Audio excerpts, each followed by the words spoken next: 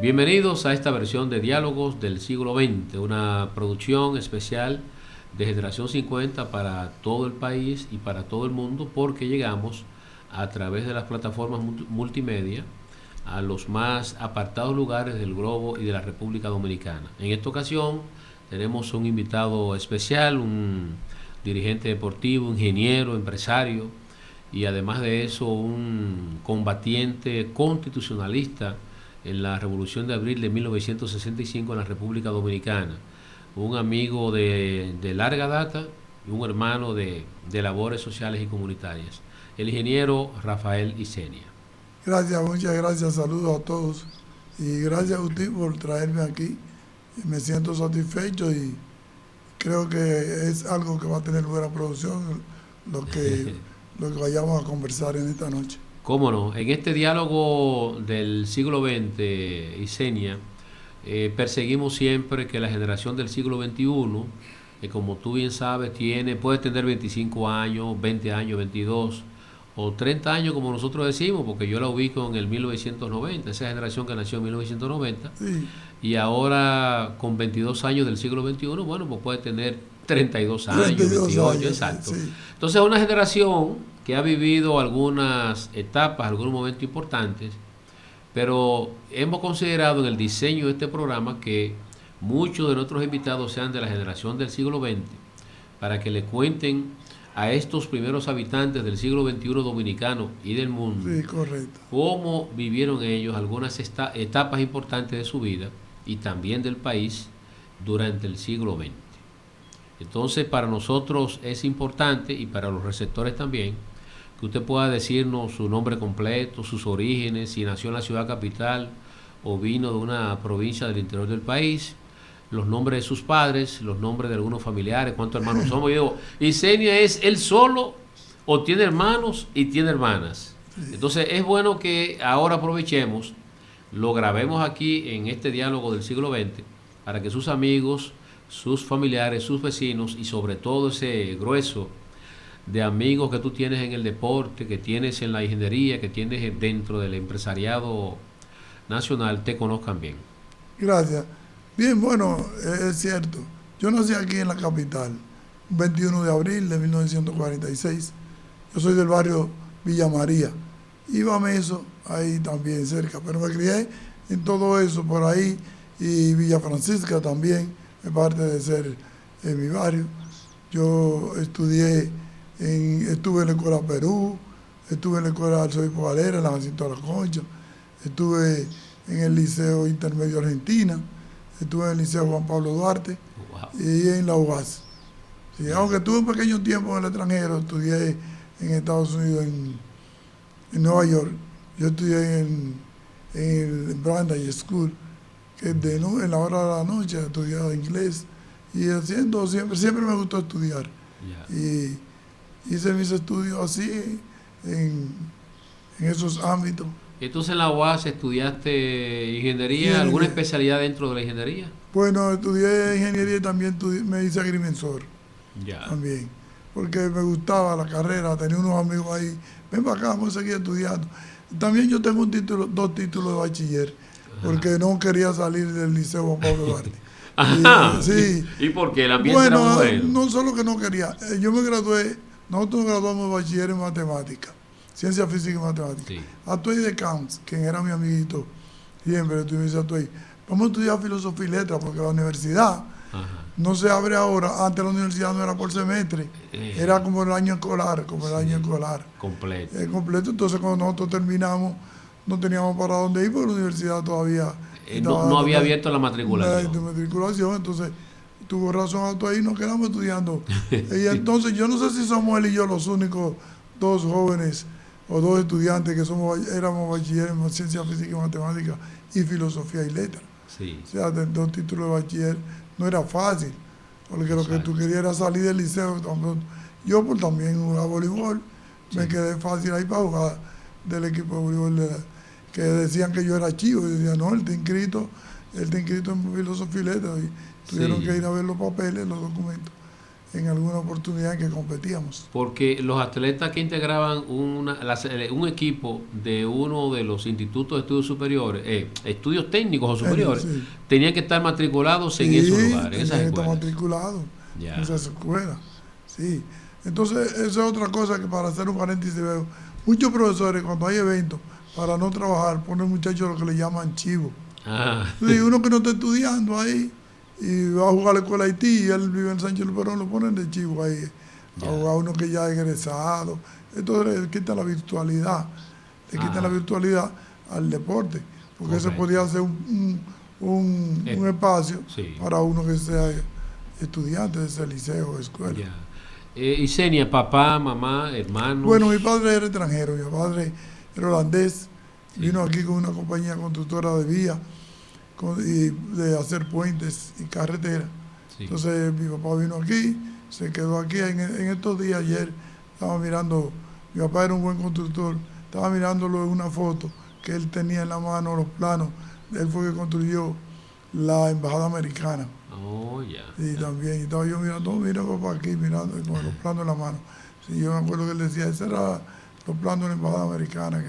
Y también trabajó en el Conservatorio Nacional de Música, lo que es hoy el Ministerio de Cultura. Cultura, la Facultad de Farmacia, en la UAS, Ya. también. Y así, y en la feria, De unos La cuantos Paz. pabellones, sí, unos cuantos pabellones de esos edificios. Sí. Sí, también, yo estaba muy pequeño, pero eso también lo trabajó mi padre. No, pero tuvo una presencia muy activa Sí, y sí, amplia no, mi papá conocía en la muy bien. construcción del país. Sí, nosotros éramos 5 hermanos, un varón, 2 varones y 3 hembras, ya fallecidos, fallecieron todos en estos últimos 3 años, se fueron todos, Wow. casi juntos. Y me dejaron a mí solo en el mundo comandando la familia Sí. pequeña que queda detrás de nosotros. Ya. Sí. ¿Y tu madre? Bueno, mi mamá era de Barahona, de Vicente Noble. Sí. Conoció a mi papá por allá, con mi papá construyendo puentes ese de Barahona, un puente de metal que hay. Ajá. Cuando uno cruza para allá, para llegando a Barahona. Antes de Barahona. Antes de después Barahona. de Asua. Sí, ahí mi papá ahí, y paseando y dando vueltas. Entrando a Vicente Noble a la fiesta, conoció a mi mamá. Ya. Y se casó con ella. Y nada más, y nos crió con mucha costumbre, Ya. nuestra madre. Y, Esa generación tuya corresponde a los años 50, 60. 40, 60, que se conoció, que iban al baile, a la sí, fiestecita de la iglesia que íbamos quinceañera. todos, la iglesia que íbamos todos era María Auxiliadora, el play que íbamos todos era María Auxiliadora, Ajá. al liceo que íbamos todos era Luis Pablo Duarte. Yo recuerdo, para ampliarte un poquito, nosotros, en el barrio de nosotros, tenía, cuando llegaba la guagua a recogernos para ir a la universidad, que la guagua, había una guagua que Sí. recogía a los estudiantes. Sí, la Blue Nosotros Bill, éramos la famosa Blue Bill. una guagua grande. Sí. Nosotros éramos 40 y pico de estudiantes en el barrio. Era el barrio que más estudiantes universitarios tenía. Inclusive teníamos más estudiantes que Barahona. Teníamos más estudiantes que Higüey, La Romana y el Seibo juntos. Wow. Ese barrio, Mucho interés. éramos 40 y pico de estudiantes. Muchos estudiantes. Y esta vivencia, Isenia, porque ahí en María Auxiliadora estaba el oratorio María Auxiliadora, Sí, famosísimo. Sí, fue famoso. Más adelante del María Auxiliadora, caminando hacia el sector, bueno, de María Auxiliadora, pero que hace frontera con Guachupita, Sí, también. estaba el centro educativo muy famoso.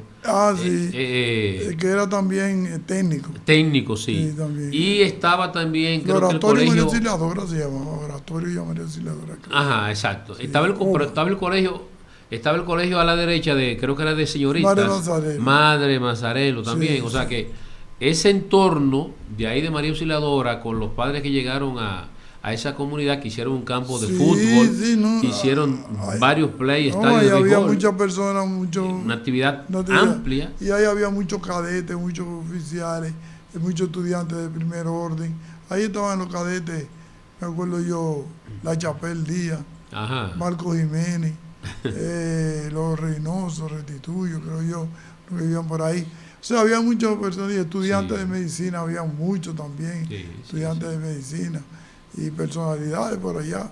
En Ya. ese barrio vivían muchas personas Sí, de Sí, importancia, de importancia. deseo de superación. Arturo Martínez Moya vivía ahí también. Ya. Era buen segunda base, Martínez Moya. Ajá, Sí, qué jugaba en la bueno. Liga Vivo Carmona.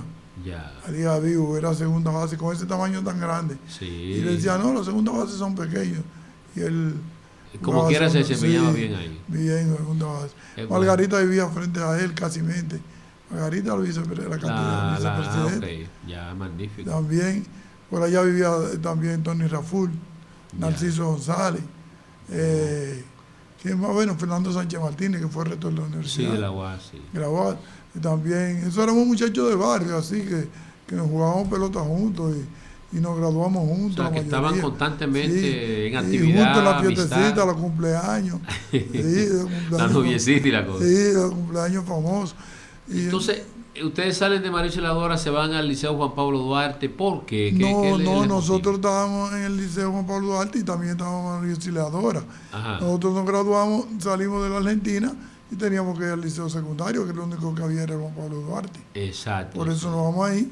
sí, Y estábamos ahí, pero también estábamos en Mariciladora, porque en Mariciladora era para jugar pelota, para ir exacto. a la iglesia por la mañana. Sí, Y sí. así, la muchacha con su mantilla, que iban antes. A lo tradicional, Sí, formalmente sí, tradicional. sí, sí. No, no, no. Sí, Es era una vivencia extraordinaria, muy Vicente. buena, muy bonita. Y la vivencia de la universidad, por qué decidiste estudiar ingeniería? ¿Qué te impulsó tu Bueno, padre, tu ejemplo? mi padre quería un ingeniero en su casa también para él. Sí, entonces nos impulsó mucho a que estudiáramos eso. Ingeniería, pues lo complacimos, estudiamos ingeniería, estudié agrimensura Sí. y así trabajé en obra pública. Entonces, mi debilidad y mi especialidad Ah, era el tránsito, desde niño. exacto, es bueno Siempre me saberlo eso. gustó. Quería, como yo decía, eso está mal hecho, eso aquí, los carros doblando donde no es. Y así había un sinnúmero de cosas que siempre me ha gustado. Trabajé en tránsito, en obras públicas. El diseño vial, el Trabajé ordenamiento. en el área del ordenamiento, no, pero trabajamos en la capacitación y en el asunto de la licencia. Y en Ya, educación vial. Darle ya, educación vial a los aspirantes a tener licencia. sí. Decirle esto se hace así, esto se hace por aquí. Entonces, un curso ahí de una hora, un rato. Conversaba uno con las personas que ven cosas que dicen, pero yo creía que yo sabía manejar mucha gente, dice después. Sí, algunas cosas. Mira, Isenia, tú eres un invitado siempre muy querido, muy especial y muy esperado en la tertulia de los sábados que tenemos en San Bill con un grupo de Sí, amigos, así, sí. entre dirigentes deportivos, entre ex atletas y entre amigos del cine y la televisión. Entonces, cuando llegaste en esa primera ocasión, yo sabía antes que tú tenías vinculación con otra disciplina deportiva, pero no conocíamos que tu radio de acción como atleta, pensábamos que solamente eras dirigente de boxeo, pero Sí, tu radio de acción como atleta abarca varias disciplinas deportivas. sí. Entonces es bueno saber cómo se da eso en tu persona, en tu vida, tu cuerpo atlético, y cómo los entrenadores de esas distintas disciplinas ubican a Isenia para que él se integre a esas distintas disciplinas deportivas. Bueno, no eran tantas, pero sí otras. Sí, Yo practicaba corriendo, calentando para jugar voleibol, dándole vuelta a la pista de la universidad con el doctor, hoy doctor y general, Juan Abundio Niemen. sí. Yo lo digo Abundio, a él no le gusta mucho. Por, por la confianza entre Sí, ustedes. sí, sí, un tremendo muchacho. Tremendo quiero decir que era, bueno, como le dicen, carpetoso, cuando era un niño, cuando era muchacho, jovencito. Bueno, él me dice, vamos a platicar, bueno, y vamos corriendo, y me dice, Isenio, por estar siempre juntos, porque era más por estar amigo mío, por estar siempre junto conmigo, que otra cosa. Tú puedes correr los 400, digo, yo, no, sí, tú puedes correr, tú corres mucho, tienes buena resistencia, tú le ganas al campeón de aquí, digo, el campeón imposible. Si ese muchacho es campeón, donde corre Radamés Mora y que si yo qué, esa gente que corre muchísimo. Sí, Yo nunca corrí. No, ven, tú eras, ponte a practicar. Me llevan donde Campeón Díaz, el profesor Campeón Díaz, también me ve y me dice, tú vas a salir a hacer 3 salidas de 200 metros. Tú las haces, va, y salgo corriendo y llego. Y dice, ahora tú vas a salir de 150. Y así, entonces me dice, no, tú vas a correr 400 metros. Y yo, pero yo no sé. Sí, bueno, incluso fuera de cámara te dije ahorita que a Bundio, a Nieme, para yo no decirle, yo no decirle que no de plano, decía, yo no tengo zapatillas. Dice, yo te voy a conseguir una, y me llevó una zapatilla también. Bueno, esa vez íbamos para el Perú, unos juegos universitarios que se iban a dar en el Perú. Dice, mira, lo único que el voleibol no va, lo único que va es atletismo y basquetbol. Y yo, pues bueno, pues va. Yo vamos a ver. Y me puse a practicar y ahí gano los 400 metros corriendo. Gané, pero ¿qué pasa? Que una semana antes de irnos, un golpe de Estado en el Perú. Y se suspendieron los juegos. Sí, en esa época había muchos golpes de Estado por América Latina. Y Perú tuvo varios. Sí. La zona de Sudamérica tuvo varios golpes de Estado y muchos dictadores también. Muchos dictadores. Entonces ahí, bueno, y así. ¿Y qué pasa? También yo fui entrenador, uno de los 3 entrenadores que participó en un mundial de voleibol, en el primer mundial de voleibol que participó fue Mayo Civilio, Yori Arias y yo. Yo me gradué de entrenador, que hicimos un curso internacional con un profesor que vino de México, y yo me quedé ahí, destaqué mucho. Entonces era entrenador de la selección femenina y también entrenador del Club Villa Francisca masculino, el superior. Sí. Yo era entrenador también. Entonces, ahí entra, ¿verdad?, lo que hablamos de ser de varias disciplinas, aunque era la misma disciplina, pero ya era otra etapa como entrenador. Correcto, sí. Después fui junto con Netalí Ventura, sí, y Mayo Civilio, fuimos presidentes, dirigentes, directores de la escuela de voleibol, la primera escuela de voleibol que se formó aquí. Porque ahí yo oigo decir que la primera escuela de voleibol, no. La primera escuela de voleibol la formamos con Miranda, no recuerdo, creo que fue en 1975, sí, 74, Mayo Civilio, Netalí Ventura y yo. ¿Eso fue antes de los 12 juegos? Después de los 12 juegos, sí. Entonces, en los 12 juegos yo no tuve participación porque me quise ir al curso, y además acababa de llegar de Nueva York y no estaba en forma. Estaba muy, podría decir, muy fuera de forma, y necesitaba meses para uno ponerse bien, en condiciones. Sí. Y por eso entonces yo pasé a ser parte del staff técnico de la federación y era el que narraba.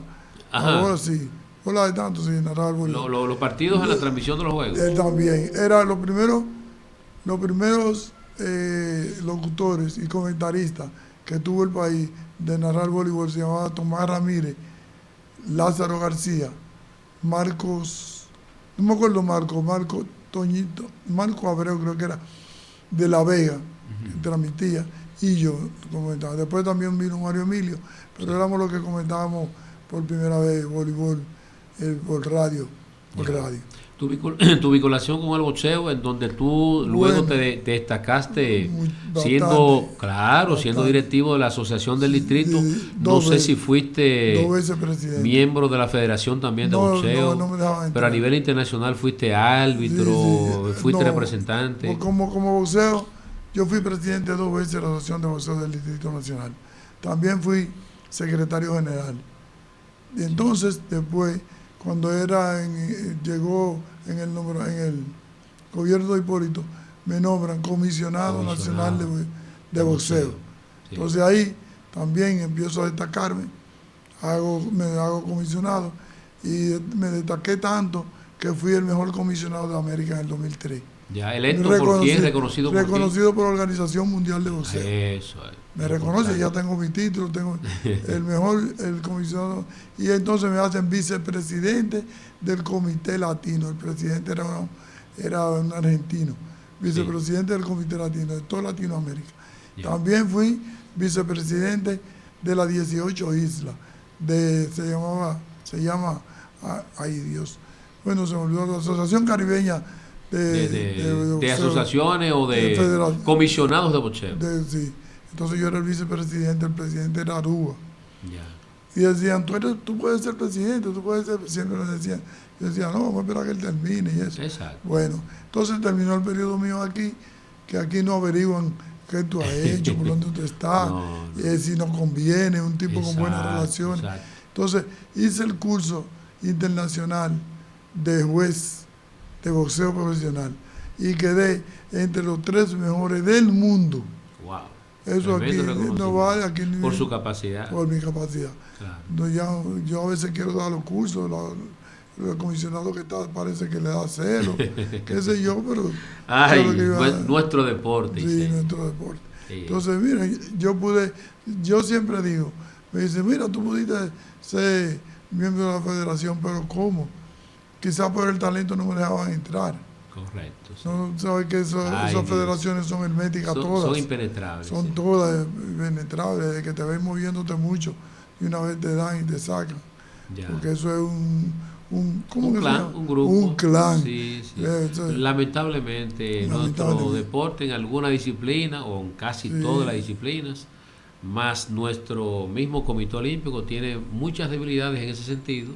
Sí. Debilidades que hemos analizado varias veces, tanto nosotros como otras personas, y aparentemente no quieren. Y entonces ser en el extranjero no reconocen y aquí no, porque también nos dicen Aruba que que vaya a dar una charla, que ellos no pagan pasaje y todo, y fuimos a Aruba a dar una charla de boxeo profesional, de cómo debe trabajar un árbitro, cómo debe ser un juez, tener la ética para ser juez y eso. Y entonces todas esas evaluaciones internacionales nadie las reconoce aquí. No se pierde en el miran país. Y ven a uno así como de soslayo y el temor, alguna gente no quiere exacto que tú estés cerca en los eventos, porque mira fulano ahí crea ay Dios mío, crea muchísima suspicacia. Yesenia, vamos a escuchar una canción en la voz de Silvio Rodríguez ahora, El aire está pariendo un corazón, para ambientar un poco esta conversación. Claro. Y ubicarnos y ubicar también a los receptores de la generación del siglo XXI y de la generación del siglo XX, la nuestra, que desea, primero del siglo XXI desea saber qué canciones nosotros escuchábamos, y la del siglo XX recordar esas canciones.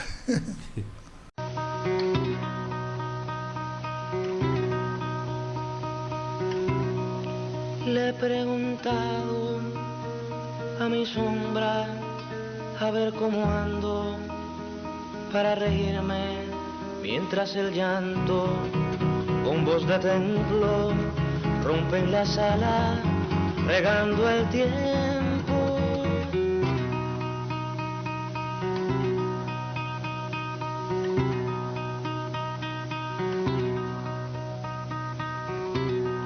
Mi sombra dice que reírse es ver los llantos como mi llanto, y me he callado, desesperado, y escucho entonces la tierra llora. La era está pariendo un corazón, no puede más, se muere de dolor, y hay que acudir corriendo, pues se cae el porvenir. Bueno, después de escuchar esa canción uno se inspira más para conversar en momentos tan interesantes como estos, Yesenia, de la generación del siglo XX y esas vivencias muy particulares que tenemos todos, pero en esta ocasión que estamos conversando contigo, estamos reviviendo etapas muy, muy importantes que vivió la juventud dominicana y que tú bien estás contando. La etapa tuya en la universidad, ¿cómo se circunscribió? Política, tus amigos, ¿cómo era la agitación universitaria? Bueno. ¿Entraste después de la dictadura de Trujillo? Sí, claro. Exacto, ese ambiente después de cómo se vivió, porque fue un ambiente muy agitado. Sí, yo entré en el 67. En el 66 a nosotros nos ametrallaron ahí en la puerta del palacio, un ametrallamiento que hubo.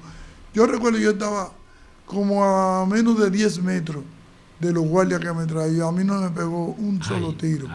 Y no al suelo, claro. Yo venía de un entrenamiento de la Escuela de Comando Hombre Rana. Entonces sabía defenderme más que los otros muchachos, porque acuérdense que en la revolución, y eso fue en el 66. Exacto, que tenía la experiencia de la revolución. Sí, correcto. Sí. Que nosotros hicimos los cursos y nos enseñaron a defendernos mucho y eso. Entonces por eso a mí, pero nosotros en la universidad integramos un grupo que era el FUS, Frente Universitario Socialista Democrático. ¿Existía o lo fundaron ustedes? ¿Quiénes fundamos fueron? Lo fundamos ya Atuey Decán, Carlos Lalane, Ajá. Chulchi, ¿cómo se llama?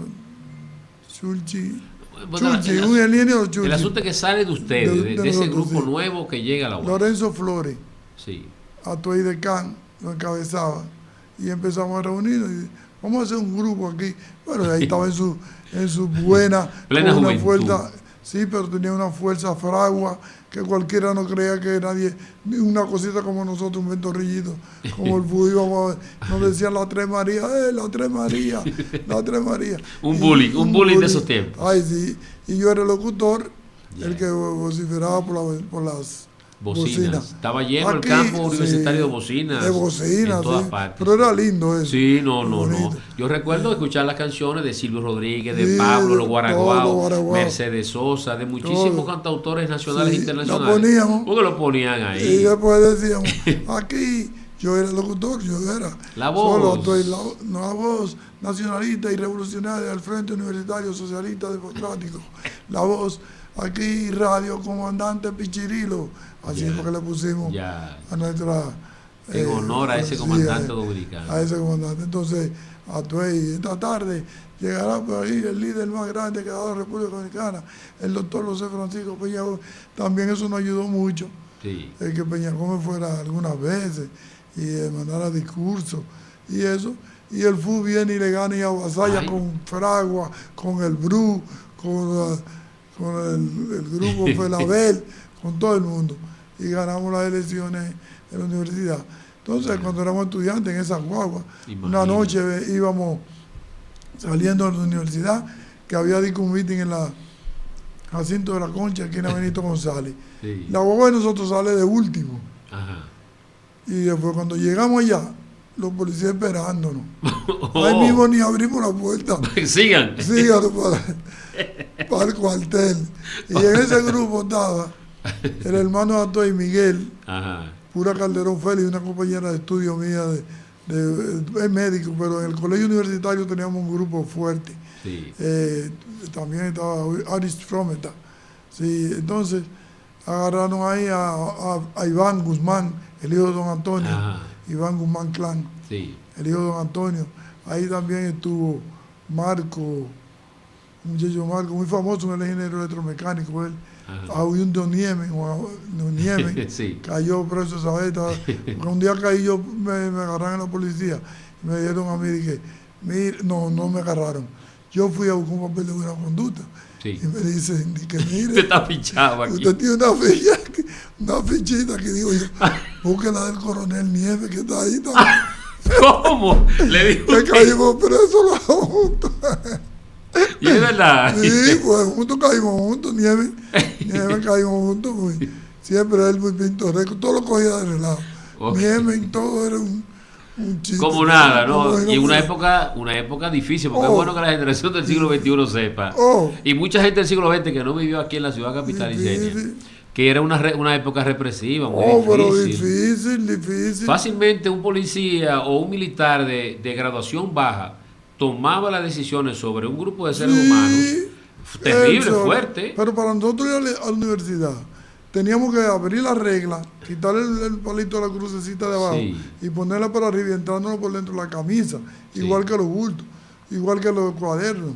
No podía ir con La mucho famosa cua- regla T. La regla T. Los Sí. cuadernos no podíamos llevar muchos cuadernos, teníamos Sí, que llevar hojas sí. y después pasársela a los cuadernos cuando llegáramos a la casa. Sí. Porque si te veían con esos cuadernos te decían venga para acá. Sí. Y fácil te decían de ahí de ese destacamento, Sí. llévatelo para la Victoria. Ajá. Fácil. O desertó en el camino. Como si nada. O le aplican la ley de fuga en el Como camino. si Mira, nada. era Una terrible. vez también, siendo estudiantes juntos, estudiábamos con Salomón Lama, siendo estudiantes, una noche va tú a casa y me toca, Isenia, como a las 10 de la noche, en un motorcito.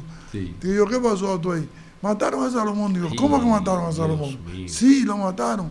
Y entonces yo voy para allá para su casa. Digo, ¿tú y cómo tú vas para allá hasta ahora? Sí. En ese motor, no, yo voy para allá, para su casa. Y él fue de los pocos que lo vio muerto, tirado en el suelo. Wow. Nos dio Llegando a mucho- su casa. llegando a su casa, Ya. en la Pedro Livio Cedeño. Yo vivía atrás, en la calle 22, él guardó el carro una bomba, Sí. y iba caminando, y ahí lo ametrallaron. Ya. Entonces, nosotros lloramos mucho de ese compañero, porque era compañero de nosotros desde la normal, desde Juan Pablo Duarte. Sí. Y estábamos estudiantes de ingeniería con mucha calidad. Y Atoy fue, yo creo que andaba con Lorenzo Flores, andaba en un motorcito esa noche. Sí, nosotros pasamos muchas cosas para estudiar. Para poder estudiar y seguir, esperar los momentos en que la UAS cerraba también, cuando tenía dificultades frente a la fuerza represiva del país, al gobierno de turno. Y en todo, porque cuando se estaba construyendo el Centro Olímpico, que ahora no nos dejan entrar, los clubes iban, por clubes era que iban, el lunes le toca a la Villa Francisca, para allá sembraban, el martes le toca a Mauricio Báez, para allá sembraban. Entonces allá adentro nos agarraban presos y nos llevaban. Pero había lo otro, que cuando nosotros íbamos a entrar a las 8 de la mañana, uno entraba por donde una cuchilla que hay ahora, que está el Banco del Progreso y la Kennedy, ¿verdad? Nosotros entrábamos por ahí. Ahí había un basurero y siempre encontrábamos uno o dos muertos. Siempre que íbamos a pasar por ahí. Y encontramos un día uno que estaba vivo. Tenía un balazo por la cabeza y estaba vivo. Y él así, nosotros dijimos, está vivo, está vivo. Y entonces vinimos, vamos a montar un carro, párate ahí, paramos un carro. Nosotros nos fuimos para el hospital, llévalo. Lo llevan al seguro. Al seguro. Sí, en la fe ahí. Al Gautier, el chofer lo llevó y después, no sé cómo nos dimos cuenta que el muchacho se salvó, pero lo tiraron muerto, como si estuviera muerto. Con un balazo en la cabeza. Sí, eso era frecuente. Ahí lo veíamos y nosotros seguíamos como si nada, veíamos, ay, mira, hay dos muertos, sigue. Y seguíamos, sigue. Lo tiraban de noche ahí. Y entonces la gente cree que ese estadio olímpico lo hicieron así, cualquiera cree que un grupo de ingenieros fueron contratados por el gobierno de turno y construyó eso porque era importante. No, eso fue peleado. Eso fue peleado. Y no nos dejan entrar cuando hay eventos. Eso es lo grande del caso ahora mismo. En vez de mandarte el carnet a la casa, del evento que sea, porque usted le da prestigio, tú sabes el buen lujo de decir, aquí se encuentra Agustín Cortés, quien luchó por la construcción de este centro olímpico, y yo que esto y que lo otro. No, ellos lo quieren esconder porque no quieren que nadie tenga mérito. Ellos que están ahí, ellos que están enseñándose con el pecho haciendo, y aquí todo lo ha habido. Para llegar al último piso, tú tienes que subir el primero. Si no hay piso primero y segundo y tercero, tú no puedes subir al primero. Entonces, eso pasa en muchísimos deportes que están hoy en primer lugar y los nuevos que están ahí dirigiendo creen que fueron ellos. No, señores, eso es la base. Reconozca los antecedentes, reconozca los propulsores, porque dele valor, dele su sitio. Una mata de mango no pare de un día para otro. Tiene que sembrarla y ayudarla, echarle agua y cuidarla. Entonces después que tuve los frutos. En la parte esa de la universidad, Isenia, usted me contó, o tú me contaste hace un momento en privado, que viviste una anécdota muy especial con la presencia de Felipe Rojas Salou en el Parque Independencia, ahí cuando se unió la Bolívar con el Parque Independencia, para tú seguir hacia la universidad. Sí, para llegar. Entonces, Felipe, tú me dijiste que Felipe recogía estudiantes ahí. Sí, muchos. Felipe, el pelotero de Grandes Ligas. Estamos hablando del 66 o 67. 67, 68, por ahí. Sí, estaba en Grandes Ligas, estaba con los Gigantes. Sí, ahí llegaban todos los estudiantes de la parte alta de la ciudad, Villa Duarte también. Llegábamos al Parque Independencia. Sí, todo el mundo tiene que ser el punto clave. Punto para salir para la universidad. Algunos de ahí se iban a pie, se desesperaban, pero otros nos quedábamos esperando bolas. Para no irnos a pie hasta allá. O no gastar los 5 centavos. 5 centavos, era 5 centavos.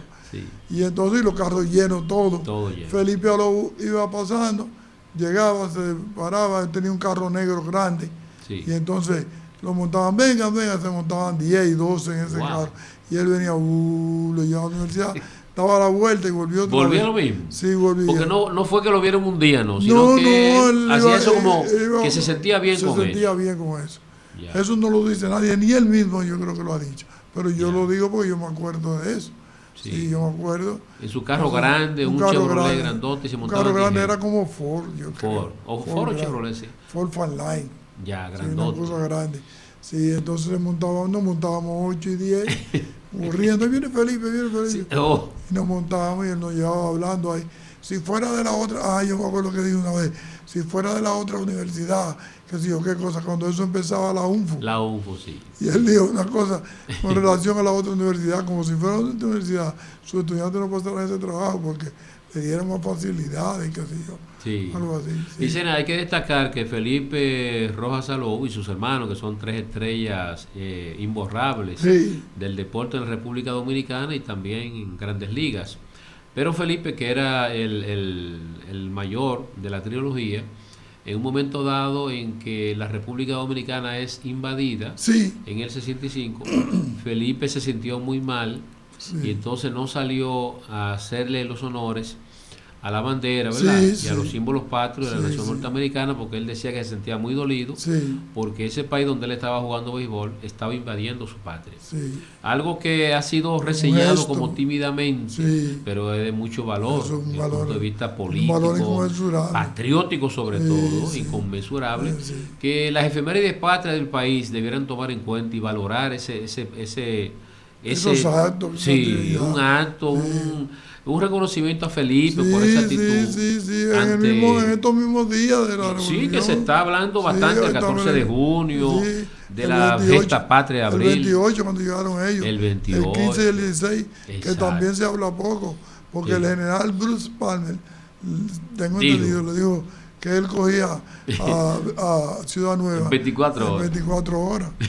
y atacó 2 días y no Iba pudo. 2 días y no pudo. Exacto. Entonces después preguntó que si levantaba los aviones. Ajá. No. A los aviones. Así Es que un muy pueblo, lindo. es un pueblo, es la ciudad que está ahí. Sí. ¿Cómo tú vas a levantar? Cuando eso se consideraba en la ciudad. Exacto. Porque ahora la demuelen. Yo veo en Ucrania y en Irak que Sí. le tiran bombas A esa ciudad. mansalva. Sí, sí, a la ciudad. Y Senia, hay gente que dice, tú que eres un testigo de excepción de los combates y enfrentamientos de la Revolución de Abril, que del 65, que se peleó bastante o más en la zona norte que en la Sí, zona colonial. Sí, en la zona. ¿Es cierto eso? Sí. ¿Cómo tuviste esa vivencia? Sí, porque la zona. El comportamiento de la sociedad en ese sí. momento que vivía en la zona norte. Sí, sí, en la zona norte se peleó más que, Sí. que aquí, que en Ciudad Nueva, diríamos, Sí. en el área de la ciudad.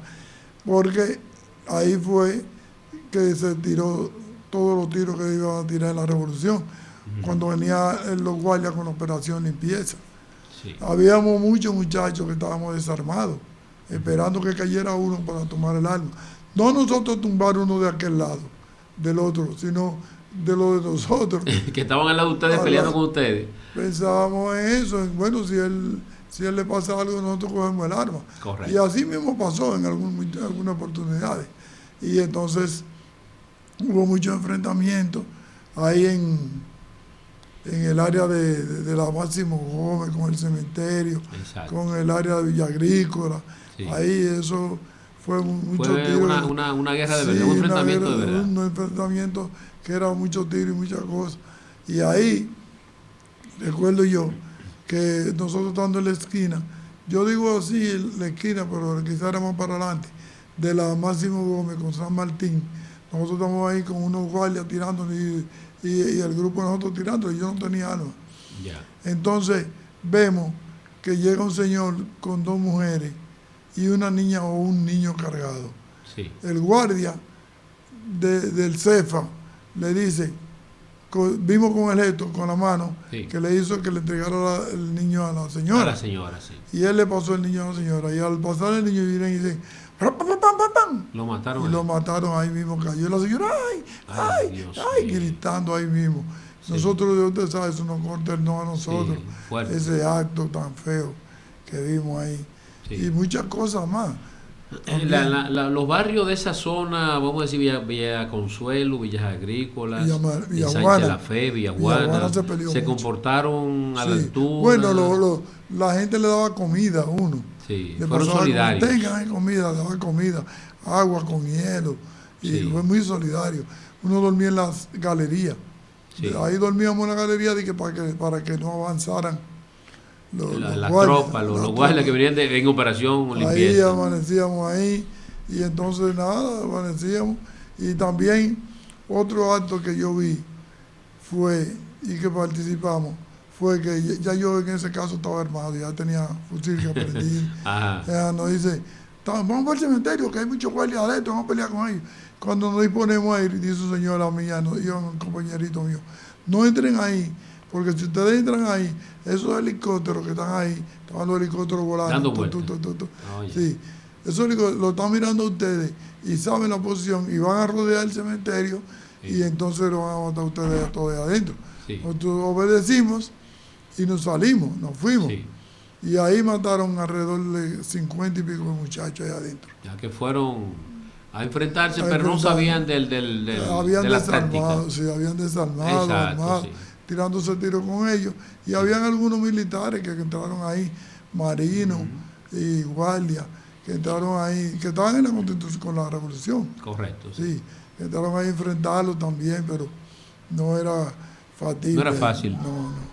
Y señor, vamos a escuchar otra canción. En este caso vamos a escuchar al dominicano Ramón Leonardo, que tú sabes que hizo en los años 70, tuvo un papel muy 80, un papel muy importante. Reside en Santiago, que es su pueblo de nacimiento, pero Ramón Leonardo, para la figura de la canción, que fue en esos años en que se montó 7 días con el pueblo, 7 días con el pueblo. Después de 7 días con el pueblo, Ramón Leonardo, yo creo que jugó con la suerte de él como ser humano. Ramón Leonardo. Sí, Ramón Leonardo, porque fue muy perseguido, Sí. fue encarcelado Sí. muchas veces. Yo creo que nosotros como nación y como generación del siglo XX le debemos también a Ramón Leonardo Sí. un reconocimiento, Es un que- encuentro, es que un desagravio público. Este es un pueblo que no paga.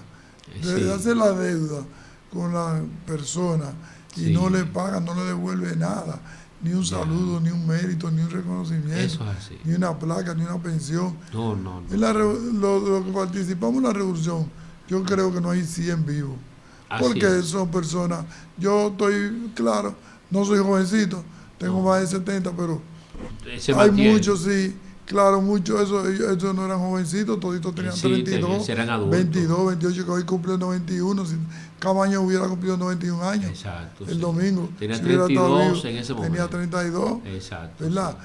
Igual que Hanley Hellman. Sí, eran Igual que- adultos. Eran adultos, todos. O sea que. Bueno, vivo. adultos dentro, ¿verdad?, de la evolución biológica, vamos a decir que momentánea, superficial, Sí, porque 32 años, Sí, es muy era joven. un hombre, pero no un hombre Muy viejo. joven, un hombre joven y fuerte. Exacto. sí. Entonces, pero que quiero decir que no queda mucho, porque no todo el mundo tenía 17 años, 18. Exacto, exacto. A Mauri Germán tenía 18, 19. Sí. ¿Qué más puedo decir? Bueno, no me llega a la memoria. Uno, estoy yo diciendo, Benito Fernández, Ya. los que estaban con nosotros en la escuela y participaban en la revolución, porque Sí. éramos muchos de la escuela del Liceo Juan Pablo Duarte. Exacto, sí. Entonces, esos muchachos todos tienen... Sí, jóvenes, están ahí con 79, 70, Sí, 75, 74, eh, porque participaron muy jóvenes en esa gesta patria, que es bueno que la generación del siglo XXI sepa que ese grupo de muchachos con 17, 15, 20, 22 Sí. años, sin conocer lo que era armamento, sin No. conocer lo que era defender su patria, deciden ante el llamado marcial Sí. que hacen los líderes políticos de ese momento y los líderes militares de ese momento, Sí. porque hay que destacar que fue una fusión de líderes militares y líderes líder políticos político. que hacen ese llamado marcial a la patria y la patria responde. Sí. Yo quiero que entremos en un momento dado en algunos detalles y aspectos ahí que me llaman poderosamente la atención de ese proceso cuando inicia la revolución. Pero vamos a escuchar la voz de Ramón Leonardo Sí. para motivarnos aún más en serie. Sí.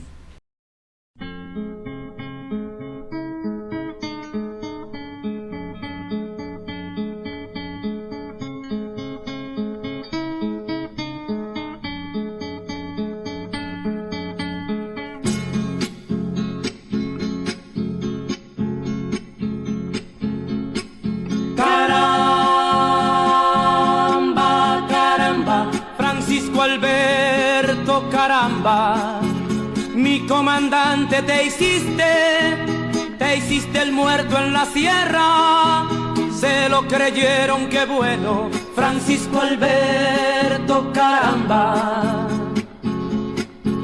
Ellos contaron el cuento, Francisco Alberto, y ellos no lo creyeron, que tú te has conocido no es cierto, tú estás viviendo en el pueblo, Francisco Alberto.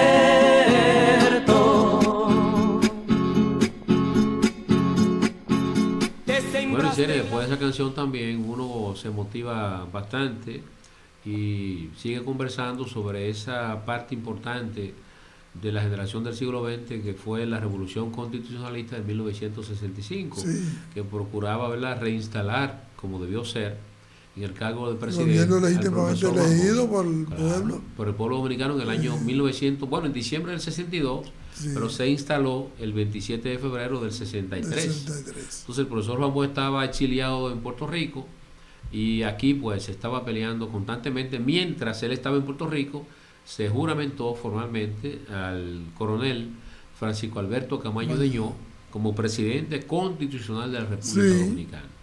Esa etapa inicial, Isenia, hemos leído de algunos libros, hemos visto también algunas entrevistas en televisión, de que ese momento ahí en la cabeza del puente fue muy difícil cuando se empezó la revolución.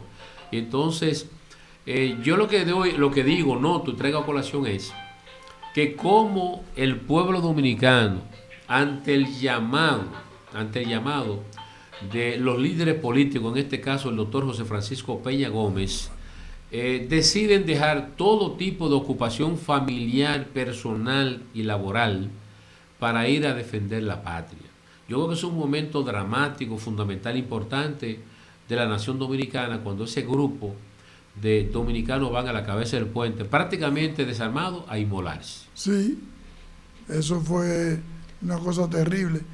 Pasaban por mi casa, venían, yo bajando por toda la calle, grupos de personas, pero por manadas así, Sí. bajando para el puente. Con palos, piedra o Palos, armas. piedra. pico. En mi casa estaban construyendo un anexo en la casa, estaban Sí. construyendo en ese entonces, y había arena en la puerta. Y la puerta de mi casa fue el depósito, el almacén, para construir la bomba molotov. La bomba molotov. Porque la bomba molotov se construye con arena, Sí. aceite y gasolina. Exacto. Y se le pone un trapo arriba, Y se prende. una cosa se prende, y cuando tú la tiras, cuando esa botella explota, se Riega todo el área, sí. todo el área. Y se va Y se ardiendo. prende ardiendo. Entonces lo tiran a un tanque por abajo, y el tanque por Se- más tanque se prendía. se prende, sí. Sí, se prende, se Sí, prende. porque tiene combustible el tanque. Y tú también. viendo ese movimiento de personas corriendo hacia el puente, Sí, eso quería salir, que te dijo quería mamá, que te ir. dijo papá. Papá me decía, no vaya. Mi mamá había fallecido ya. Ajá. Pero mi papá me decía, no, usted no va para allá, usted no va para allá. Y yo, ay papá, déjame ir. Sí. No, usted no va para allá. Ya. Y cuando los aviones estaban tirando, tampoco. Ya. Yo no pude ir, yo no puedo decir yo estaba ahí, no puedo Exacto. hablar mentiras. Porque... ¿Y cuándo te integras? ¿En qué momento te integras? Bueno, entonces? después de eso, entonces llegaron los americanos y los comandos estaban formando Ah, en esos mismos días. Sí, sí, Sí. sí. El 28. Otra cosa que yo quiero destacar es que en los comandos no había guardia, los comandos eran compuestos por civiles. Los comandos de guardia eran de guardia. Ya, ok. Yo conocí, los comandos que yo conocí, todos eran de civiles, de muchachos de los barrios y eso, porque los guardias estaban juntos con los guardias y los civiles con los Ok, civiles ok. en ese entonces. Para evitar los problemas de rango No y sé demás. si por eso, pero era así que estaba. Entonces, nosotros fuimos, un muchacho y yo fuimos a donde había un comando cerca, como a 3 esquinas de la casa de nosotros, en la Federico Velázquez, Sí. y fuimos ahí, yo quiero estar aquí en el comando. Ah, sí, cómo no, sin armas y sin Lo nada. recibieron perfectamente. O sin armas y sin nada. Sí. Y ya se estaba peleando en la parte alta de la ciudad por transportación, Sí, por allá, por Ortega y Gasset, por allá, sí. por ese lado, por arriba, por Cristo Rey, por la Agrícola, y eso. Y fuimos ahí. Entonces, nosotros amanecíamos de servicio enfrente, en una casa de galería, enfrente, de que ahí sin fusil y sin nada, de Sí. que a decirle, ¿quién vive? La gente que iba A los que pasando. pasaban por ahí. Sí, tal cosa decían un nombre. Sí. Era como el código que íbamos. ¿Quién vive? Comando. La palabra comando tenía que contestar diciendo comando, o tenía que contestar diciendo mango, cualquier cosa, lo que Sí. le pusiera esa noche. Bueno, nosotros sin armas y sin nada ahí. Entonces nosotros queríamos ir a pelear, no es de que estaba ahí de servicio parado, no. Pero no Entonces, tenían armamento, no ni tenían el teníamos entrenamiento tampoco. No tenían el entrenamiento tampoco. Se iban 3 o 4 del comando que tenían una ametralladora y una sí. cosita. No tenían armas de gran calidad que se le había conseguido del asalto a los Sama, a la fortaleza. Exacto, recuerdo, sí. Subieron algunos armamentos para acá. Algunos tipos de Exacto. fusil y cosas. Entonces, con eso se iban. Y nosotros estábamos ahí, vámonos todos para allá. Después se dejó ese comando solo y todo el mundo fue para allá, todo el mundo se dispersó. Y lo que estaba era en el campo de batalla. Exacto. Ese comando, Todos los comandos juntos, sí, peleando. peleando ahí. Ese del Villajuana, muy bueno. Y Senia, 3 días o 4 días combatiendo o haciendo Sí, servicio y sí. sin llamar a papá ni mamá. No había ¿La familia llamada. cómo se enteraba? No ¿Llamaba había por llamada, teléfono a quién y a O dónde? pasaba algún muchacho que estuviera por esos lados y decía, Ajá. yo vi a Rafaelito, y Senia, yo vi a fulano, yo vi a- Sí. y decían, sabían que uno estaba Él está bien. estaba vivo. Entonces, mi papá quería salirme a buscar, mis hermanas decían, no, ¿cómo te vayas a meter por ahí, por ese tiroteo? Ahí Exacto. y es verdad. Sí, era Ellos peligroso. mataban a la gente. Yo vi matando a un niño que mataron ahí delante de nosotros, caramba, que me dio una pena. Fue a cruzar la calle 17 por la José Martí y lo reventaron de un tiro en la cabeza. Ya. Y una mujer, una señora también, que fue a cruzar. Pero ¿y por qué? Si esa señora no tiene armas, si ese muchachito no tiene, Sí, sí. ¿por qué matarlo? Sí, Bueno, eran cosas. Cosas de la guerra son había que- terribles, sí, son sí, terribles. sí, sí. Nadie quiere una guerra, Isenio, No, no, nadie no, quiere no. un enfrentamiento. No, ni la paz tampoco. Mira lo que estamos La viendo en paz es Ucrania. peor. La paz es peor. Sí, porque tú lo que vas a ver lo derrumbe. Todo Sí. lo que cayó ya estamos en paz. Sí. Entonces, cuando estás mirando la paz, es peor. Tú dices, ¿qué? ¿Que mataron a fulano? ¿Que tumbaron este edificio? ¿Que tumbaron esto y esto? Sí. Ay, Dios mío, eso es la paz. Entonces es peor. ¿Es mejor o peor? Es peor. Porque tú sabes- Yo vine en el 67 porque yo estaba viviendo con mi madre en Puerto Plata y entonces vine en el 67 y mi papá era muy conocido en Villa Francisca y muy conocido en San Carlos y en la zona colonial también, pero sobre todo Villa Francisca y San Carlos. Sí. Y dábamos una ronda casi todos los días, él enseñándome la ciudad y que yo conociera. Y yo veía los edificios ahí en San Carlos y en Villa Francisca que estaban desbaratados Sí. precisamente perforados por las balas Por y las la bala bombas. y la Y yo me pequeña- quedaba impactado como cuando yo veía esos edificios que estaban ahí, ¿verdad? Con Sí, esas paredes tiraban- casi en el suelo. Y ellos cuando se veían apurados, pues tiraban con arma pesada, con Exacto. 70, un 80 milímetros, 120 Que es milímetros, mucho 100 para- milímetros, es mucho 105. Bueno, a mí me irían con uno ahí, Ajá. porque eso tiene una esquila Ok. casi prendida en metal, Sí. que eso donde se te pega te rompe. lleva el pedazo. Y también te pone a botar más sangre en el caray, porque eso es caliente. Ya. Y la sangre circula con el caliente. Y Senia, esta vivencia que tú nos has contado a nosotros y que la generación del siglo XX y el siglo XXI está disfrutando, prácticamente la hemos concluido, pero es importante, es bueno, es valioso que tú puedas ahora generar un comentario, una reflexión, una contribución de tu parte para que la convivencia de esa generación, sobre todo la del siglo XXI, se haga mejor, busquen su desarrollo, busquen su crecimiento profesional y personal en favor del país. Sí. Antes de eso, yo me voy a excusar. Sí, sí, Yo sí. quería decir algo que yo vivo, que me gusta, pero qué sé yo, no he podido desarrollarlo. Y es el asunto del tránsito y el Ya. transporte de mi país. Ya. Yo quiero decir aquí que ahí en la José Fabrea, con 17, hay una rotonda innecesaria. No sé quién me puede dar la razón o no, pero esa rotonda es innecesaria que debió haberse cortado y hacer la entrada directo al elevado de ahí. Correctamente.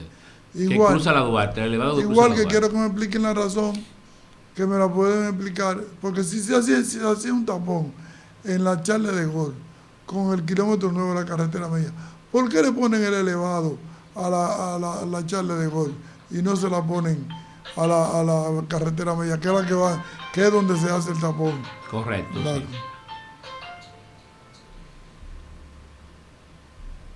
Ay, perdón. No, adelante, adelante. Bien. Y la otra Entonces, parte.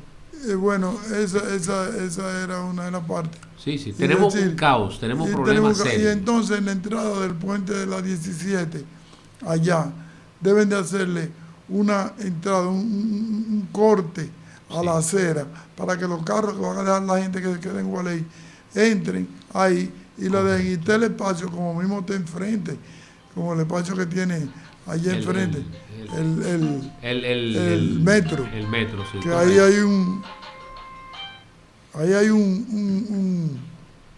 un espacio del lado izquierdo, del lado derecho de allá para acá, bastante amplio, de la ciudad hacia el puente, sí, que es bastante amplio y se puede hacer eso para evitar ese entaponamiento. Correcto. Y entonces, igual que un semáforo innecesario que hay, el primer semáforo que hay en el puente, cuando uno cruza el puente de la 17 hacia los Minas, ese semáforo innecesario. Totalmente. Ese semáforo. ¿Se da cuenta usted cuando no hay luz? Cuando no hay luz, usted se da cuenta que es innecesario. Que es innecesario eso. Ya. Sí. Y en términos personales, entonces, hacia yo quiero decirle a la juventud, sí, la juventud debe siempre mirar hacia donde van y mirar lejos y darse cuenta que en el futuro, que las cosas se hacen con el futuro, que no es inmediato. Correcto. Que deben de estudiar, que deben de prepararse. Ahora hay muchas facilidades. Ahora se le paga al estudiante para que estudie y no van. Entonces, aquí hace falta muchos técnicos. Yo le decía a mis hijos que si yo hubiera estado joven, hubiera estudiado arreglador de plancha, o cualquier cosita, arreglador de radio, porque aquí no hay quien arregle un radio seriamente. Tiene que comprar un artículo nuevo. Un artículo donde te dicen la tarjeta de una vez. Ahora, antes eran los tubos, ahora es la tarjeta. La tarjeta. Tú llevas un abanico y te dice la tarjeta. Llevas un aire acondicionado. Sí. Entonces, el aire acondicionado mío se dañó. Y me dijo un amigo, no repare eso. Compra uno. Porque que aquí no puede haber, no hay técnico. Porque los muchachos no quieren estudiar. Y lo que llegan a eso, a arreglar cosas, son sinvergüenza. Usted coge un avance y después usted no lo ve. Sí. Entonces me explico que deben de tener un poco más de seriedad, de tener principios y de prepararse, que hay muchos campos para prepararse ahora y muchas facilidades y evitar esas cosas superfluas que hay, esa vanidad. De esta gente que cantando y diciendo muchísimas malas palabras. Y antes nosotros nos echábamos al que sea más filosófico y al que sea más historiador. ¿Tú sabes quién fue que hizo los jardines colgantes de Babilonia? ¿Quién fue que eso era lo que nos interesaba antes? Correcto. ¿Cuál es el río más grande del mundo? Sí, el más ancho, el más caudaloso. El más caudaloso. ¿Me entiendes? Entonces, ¿cuál es la cordillera más grande? Pero nadie sabe de cordillera ni sabe de nada. ¿Me entiendes?